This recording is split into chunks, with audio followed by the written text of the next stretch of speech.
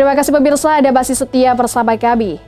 Pemerintah Kota Pekalongan membuka kesempatan bagi tenaga non-ASN dengan pendidikan SD dan SMP untuk mendaftar seleksi P3K tahap 2. Kebijakan ini berdasarkan aturan terbaru dan Kemenpan RB, memungkinkan tenaga honorer yang terdaftar di database Pemkot Pekalongan dan sudah mengabdi minimal 2 tahun untuk ikut.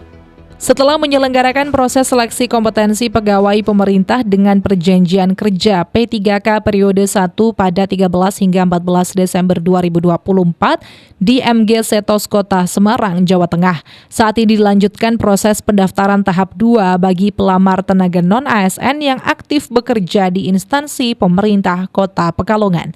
Pemerintah Kota Pekalongan melalui kebijakan terbaru dari Kementerian Pendayagunaan Aparatur Negara dan Reformasi Birokrasi atau Kemenpan RB memberikan kabar baik bagi tenaga non-ASN dengan kualifikasi pendidikan di bawah SMA bisa mendaftar pada seleksi pengadaan P3K tahap 2. Sebelumnya, formasi yang tersedia dalam P3K tahun 2024 adalah paling rendah pada jenjang pendidikan SLTA. Hal ini disampaikan oleh Kepala BKPSDM Kota Pekalongan Rusmani Budiharjo saat ditemui di ruang Jelamprang Kantor Sekretariat Daerah Kota Pekalongan, Kamis 19 Desember. Pendaftaran tahap kedua ini memberi kesempatan bagi non-ASN atau tenaga honorer dengan kualifikasi pendidikan SD dan SMP selama mereka memenuhi persyaratan yakni sudah terdaftar dalam database Pemkot Kota Pekalongan dan telah mengabdi selama minimal 2 tahun. Adapun pendaftaran P3K tahun 2024 tahap kedua ini dimulai sejak tanggal 20 Desember 2024 hingga 31 Desember mendatang. Alhamdulillah dengan kebijakan Kemenpan, kemarin juga kami mengikuti sosialisasi melalui daring, kemudian sudah kami rapatkan atas kebijakan tersebut.